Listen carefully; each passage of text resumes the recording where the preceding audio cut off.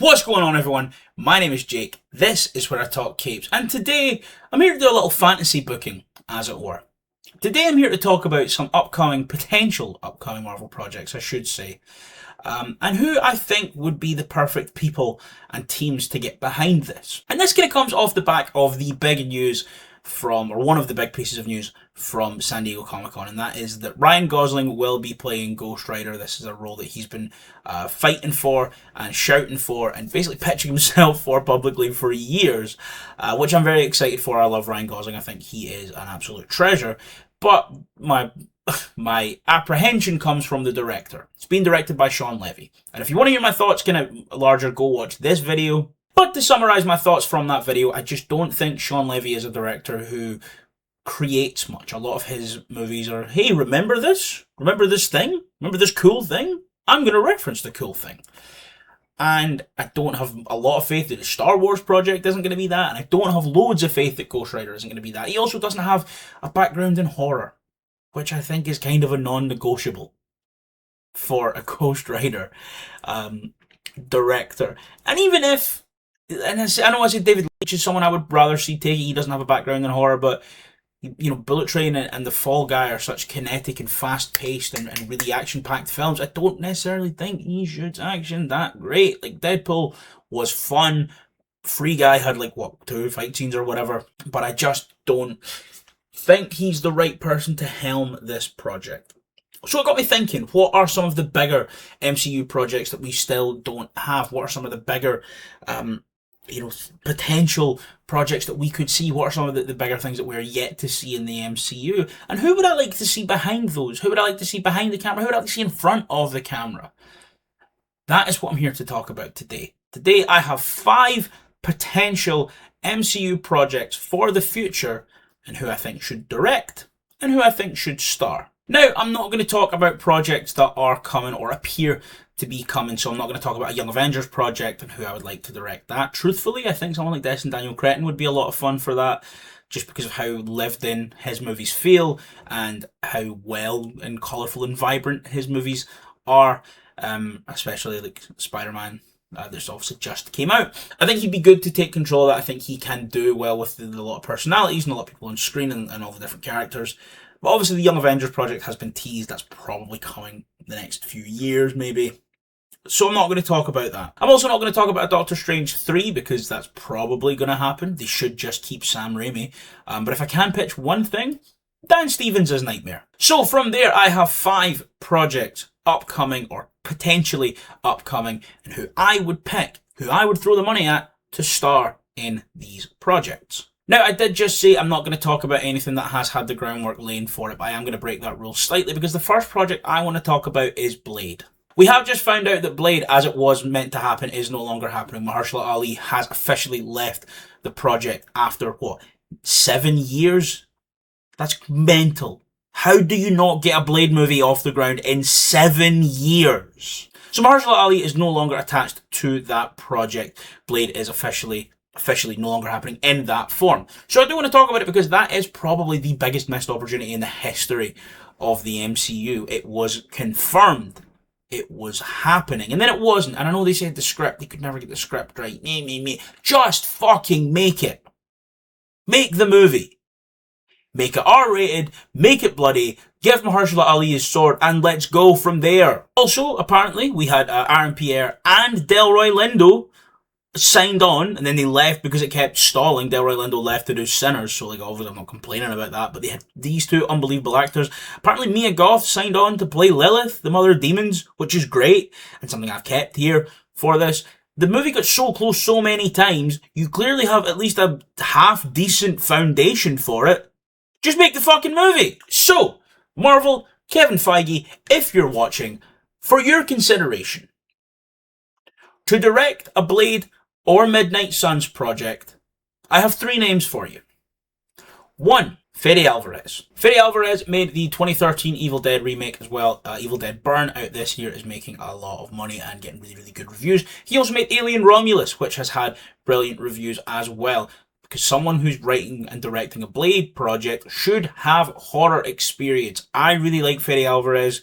He doesn't seem like one of those purists that wouldn't do it the way like a Robert Eggers would never make Blade. I think Fede Alvarez is gettable, and I like him. I like him a lot.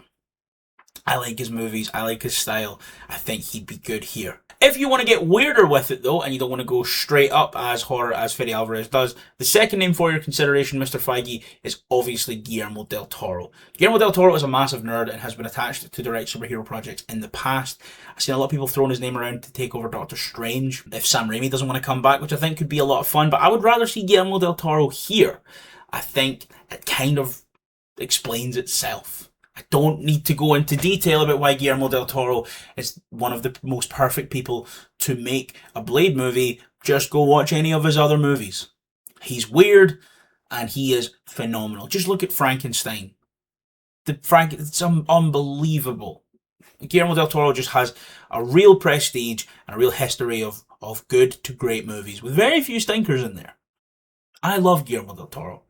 And he loves comic books, and he loves video games, and he loves making movies with weird little guys in them. Let him do Blade. And my third and final director for your consideration, Mr. Feige, it is someone who's already worked in this corner of the universe already. It is typically composer, however, he did direct Werewolf by Night, the special presentation, Michael Giacchino.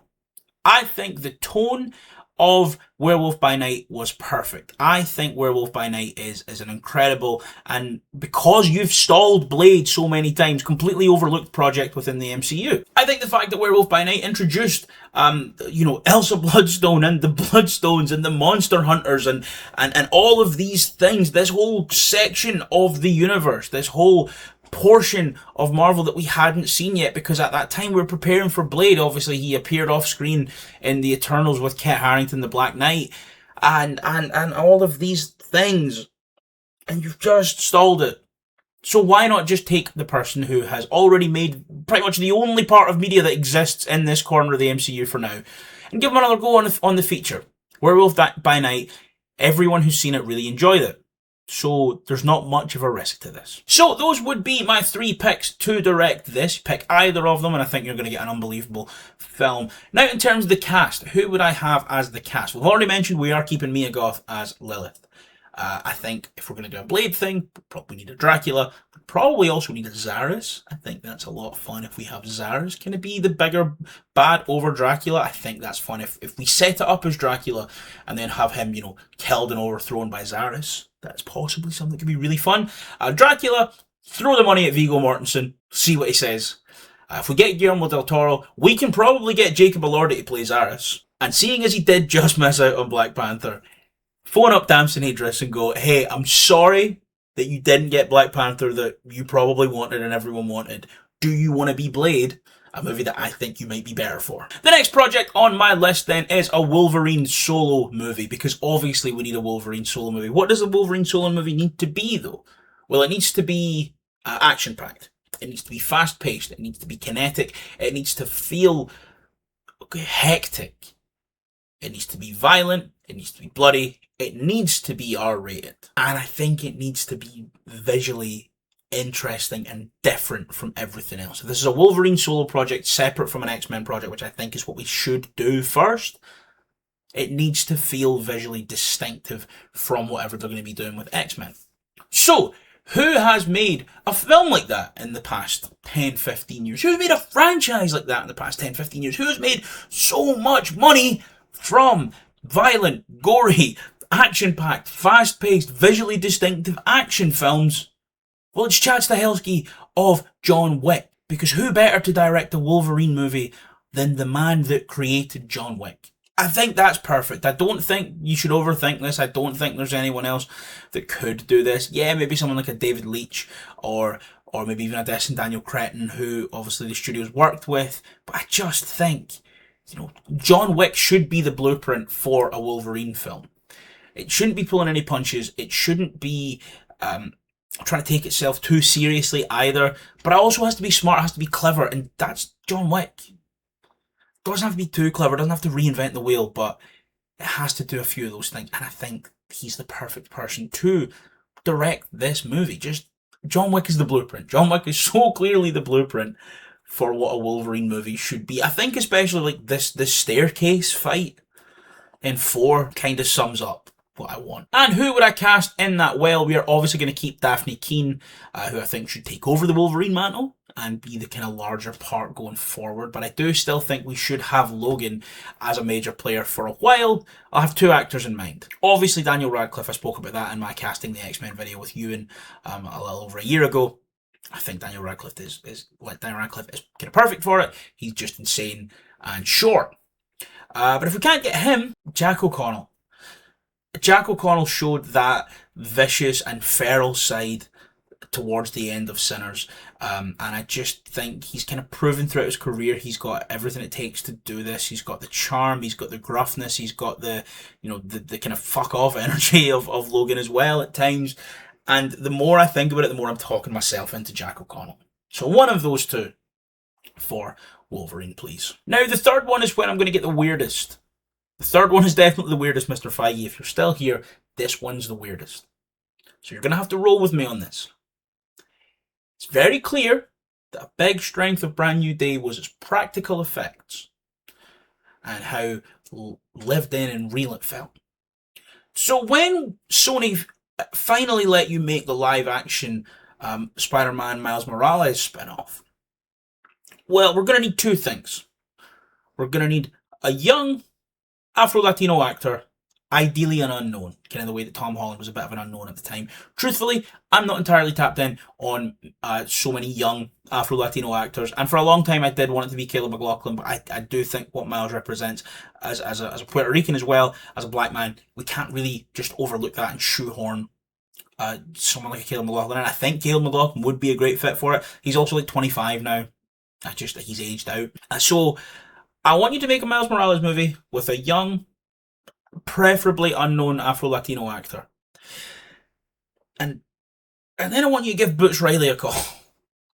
I understand that Boots Riley has only made 2 movies, and they're both very anti-capitalist. And you, Kevin Feige, you love your billions of dollars. You love sitting on your big Scrooge McDuck throne of money, I can only assume.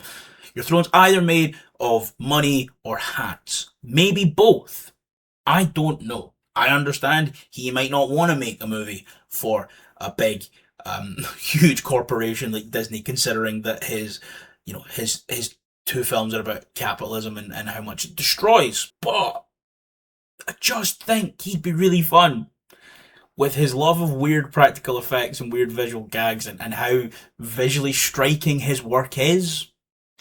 I just think there is a worse person to call to make this movie. Now, obviously, you could say, hey, Ryan Coogler, do you want to make this movie? And Ryan Coogler would probably say, yeah. And it would be great. And it would also look very visually beautiful and distinct. But I just think, if there's any world we can get Boots Riley to make this movie, we have to see if Boots Riley can make this movie. The 4th on my list, then, is a Nightcrawler solo movie. Again, another mutant-focused movie. I think going forward we need more mutant solo projects that aren't necessarily tied directly to the X-Men. Now, maybe this could lead to him joining the X-Men, a bit of an origin movie before he flees the circus and is saved by the X-Men and is rescued by the X-Men. But I really love the character of Nightcrawler. And I think the kind of blueprint is X2. The blueprint is that scene in the White House and how alive that fight feels. So for that reason, the person I think should direct this movie is David Leitch, because a lot of the action in that scene I feel mirrored in a movie like Bullet Train. I think he's someone that could perfectly capture the powers of Nightcrawler, perfectly capture the powers of Kurt as we go through. And I think in terms of the action, which is what a lot of these movies have to kind of hinge on, he's the man we should be going for. I don't necessarily think he should write this project. I do think a Nightcrawler movie should have a prestige writer behind it. If you can get one, someone who understands that Kurt, kind of has to fight but doesn't want to. He's this devout Catholic who has these, whose mutation makes him look like a demon, makes him look like the devil. He has these, this internal struggle of what he is versus who he is. And is to me the sort of, he is the mutant to me. He's the one that sums up that side of the universe the most.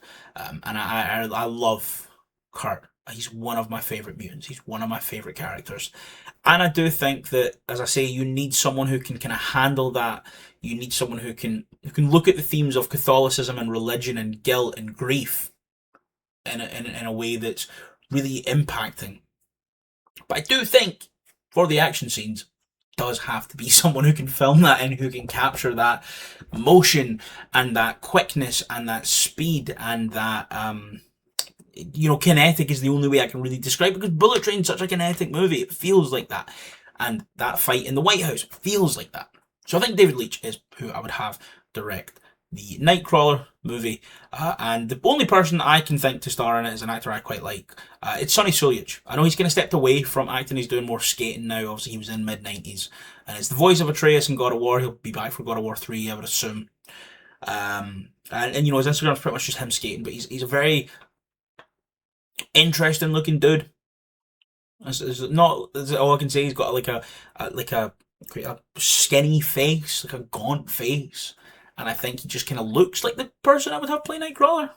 And he's young enough. I think he's 23, maybe. Let me find out. Oh, he's 20. No, he's 20. So he's only 20.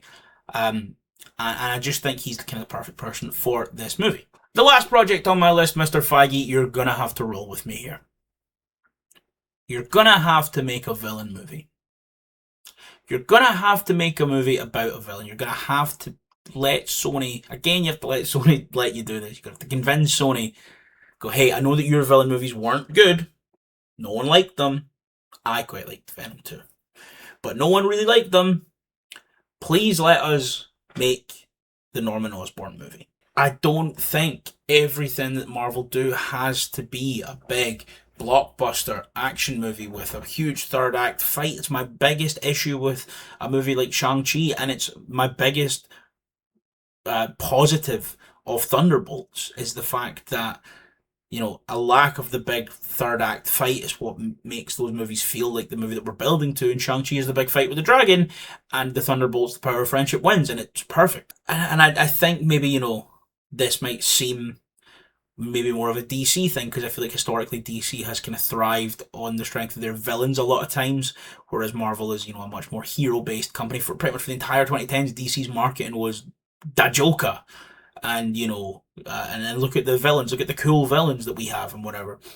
But I think Norman Osborn's such an interesting character, and it's such an interesting way that we can take it, and I think just having him be in a movie and play second fiddle, or before eventually becoming the Goblin and then playing the villain across from someone, would be good. But I think actually spending the time to get in the head of Norman Osborn and watch him as he becomes the Goblin would be perfect.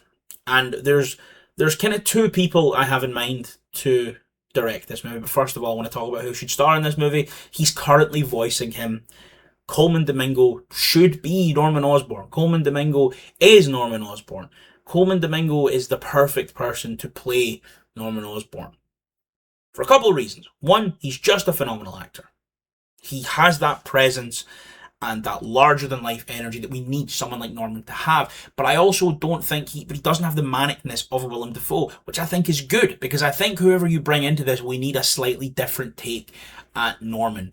We can't have every Norman variation forever just do what Willem Dafoe did, try it again, because it's not going to work. I think if every time that we have the Green Goblin, we try and replicate what Willem Dafoe did, we are just going to have a bunch of adaptations of the Green Goblin that we don't like. Look at what happened when Tommy Lee Jones as Two-Face just tried to do Jack Nicholson's Joker again. It didn't really work. And I think if you continuously chase the gold standard that has been set, you're never going to quite hit that. So, giving an alternate version of it, someone maybe a little bit more calculated, a little bit more cunning, and less Willem Dafoe, as it were, is pretty much the only way that we can go forward with another live-action Norman. And I think Coleman Domingo is the perfect yin to the yang of Norman Osborn, of Willem Dafoe's Norman Osborn. Now, in terms of the directors, I have two names, one much more prestige than the other. So the prestige option, I think, would be David Fincher.